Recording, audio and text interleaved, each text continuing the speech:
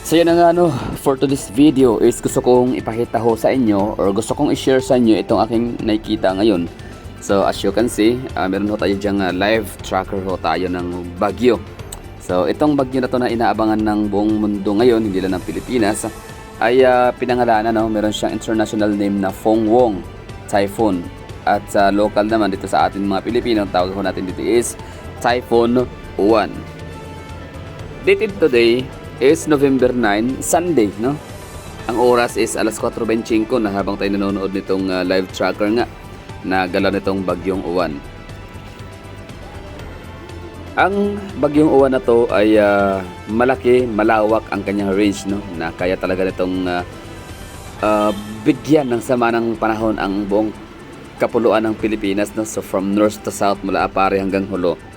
At yun ang nakukuha nating balita ng mga nakaraang araw, no? Like kahapon, November 8 and November 7 na nakaraang araw. Pero napansin ko, so far wala namang nangyaring pag-ulan sa Davao City kahapon, kagabi, kanina, no?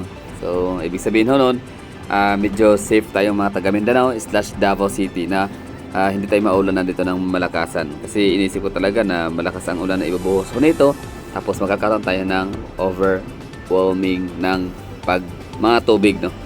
So ngayon, since ako'y gala the explorer, ako'y naglalakwatsa sa buong Pilipinas, kaya medyo masasabi kong medyo master, no? Or masasabi kong para na sa mga 70%, sa ulo ko na, no? Sa ulado ko na yung geography ng Philippines. Kaya kahit hindi na ako mag-study or mag-review para sa geography, kung saan situated ang mga lugar kung probinsya at rehiyon and cities, meron akong masasabi kasi meron akong idea kasi nga halos lahat ng lugar sa Pilipinas ay napuntahan ko na, no? So okay, so i-zoom in ho natin. So ito ho yung mata ng bagyo, ha. Nga pala, ang mata ng bagyo ay hamak doon na mas mababa ho siya kumpara sa ibang mga typhoon, for example, Yolanda. So yung bagyong Yolanda medyo mas mataas ho yun. Tapos itong si mata nitong si Uwan ay medyo mababa siya, no? Ibig sabihin ho nito, like kahit malayo pa siya, for example, ang kanyang landfall, no, expected kasi na magla-landfall ho ito sa may bandang Aurora and Isabela. Pero dito pa lang sa parang sasayad or sasadsad na siya, no, sa may bandang Bicol region, for example, no, it's Catanduanes Island. So ibig sabihin, diyan magsisimula yung paghahagupit ng bagyong Uwan. O nga pala, ang napanood ko kanina, nabasa ko, no, na ito pa lang bagyong Uwan ay dihamak na mas malaki pala to, no, mas malakas kumpara kay Yolanda. Kasi si Yolanda daw ay meron siyang yun, no, dihamak na mas malakas, mas malaki si Yolanda. I mean si Uwan kumpara kay Yolanda. So ibig sabihin noon, mga kagala, mga kabayang mga Pilipino, kung committed ng thousands of lives itong si Yolanda na hindi na malakas, sobrang lakas niya, ibig sabihin malakas si Yolanda, no? Pero may mas malakas pa kay Yolanda, ito na nga si Uwan. So kung committed ng thousands of lives itong si Yolanda, so expected ho natin na kikitin dito ng maraming buhay itong si Typhoon Uwan. Pero siyempre, bilang mga Pilipino, mataimtim ho tayong magdasal na wag naman sanang magkaroon ng napakadaming casualties. Tama ho na yung sa Cebu. Oo, tama ho na ho yun. Yung 100 plus o 200 plus yata, no?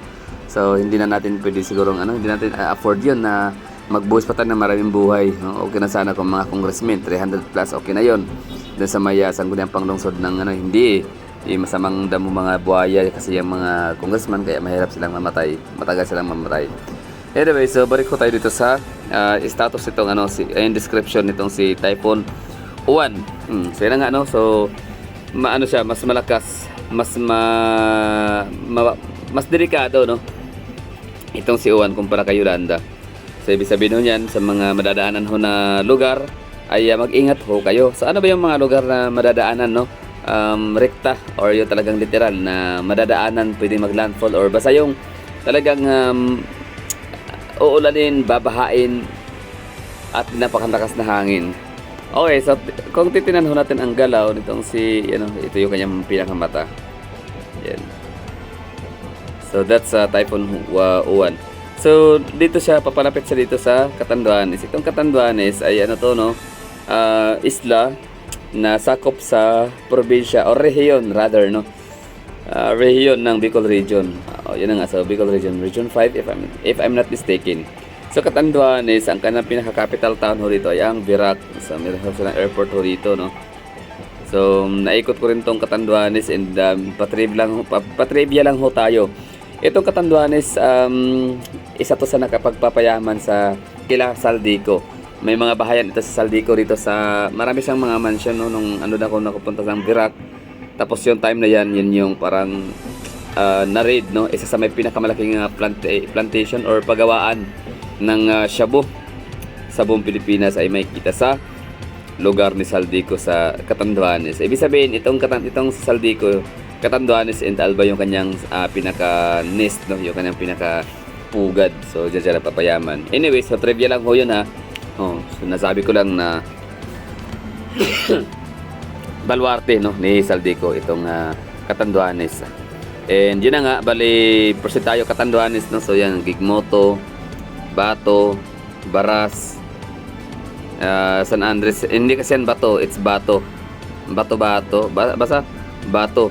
Anyway, so Karamuran. So yung lugar na yan, naikot ko yan lahat, no. Anyway, tapos yun na nga, bali Catanduanes Island, tapos some part of Camarines Sur. Camarines, ganito na lang ha, trivia muna tayo. Just para nasa inyong kaalaman, no, ay ang Bicol Region ay meron ho siyang 5 probinsya. That's Masbate. Ang Masbate is located siya, malapit siya sa may Cebu, no. So ibig sabihin, islaman siya pero nasa gitna ho siya ng Pilipinas. Ito yun, no, to. So Masbate. Ito, this one is Masbate. Alright? Diba? So hindi siya ganoon ka eastern side of the Philippines, kaya binabagyo pa rin naman siya, pero hindi kagaya talaga sa eastern side of Bicol, Quezon Province, Samar, and Leyte. Na talagang pag madadala ng tropical storm, bagyo, talagang sirang-sira, no, ang lugar ho nila. Maraming mga nadadamage na kabuhayan. Anyway, so Bicol Region consists of 5 provinces. That's Masbate. Where are you? Masbate. Okay, Masbate. Ang pinaka-capital city nila ay ang Masbate City, of course, no? Okay, and after sa Masbate, meron silang Sorsogon. Sorsogon is siya yung pinakaunang probinsya ng Luzon na maaapakan ho natin the moment na tayo pupunta ng Manila via land transportation. So, mula sa Port of Allen sa may Northern Samar, una mong dadaongan ay ang Municipality of Matnog ng Sorsogon. Okay, so Matnog, Sorsogon, mayroong nag-post dyan kanina na ramdam nila yung hagupit ng hangin, lakas ang hangin ngayon. So ingat mga taga Luzon. And right after ng Sorsogon ay ang Albay. So yun na nga ang capital, sa Sorsogon province, ang kanilang capital town or capital city ay ang Sorsogon City, kung saan din makikita yung kanilang bulwagan panglalawigan. Tama ba?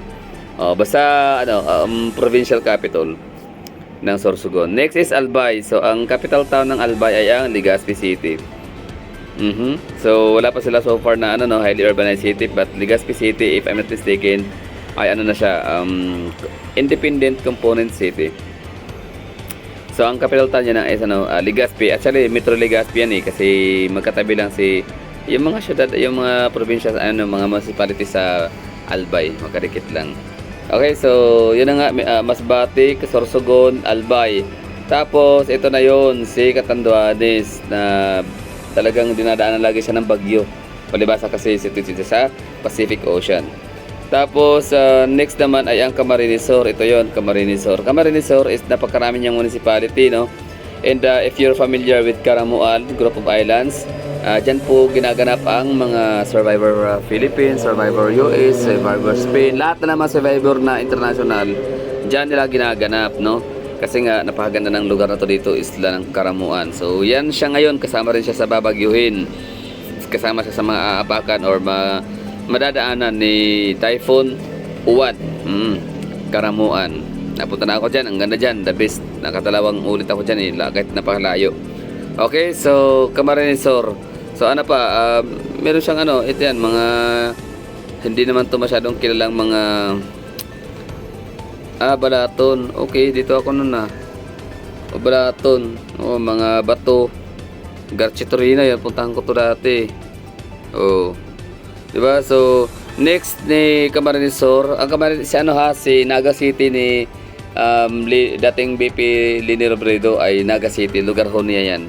So that's sa Camarines Sur. Tapos pili naman ang karang capital town, andun matatagpuan ng Kapitolyo and airport ng Camarines Sur. Okay, so let's go to Camarines Norte. Ito yung pinakamaraming madadaanan talagang ano sila, parang signal number 4. If I'm not mistaken, no, nasa number 4 ho sila ngayon.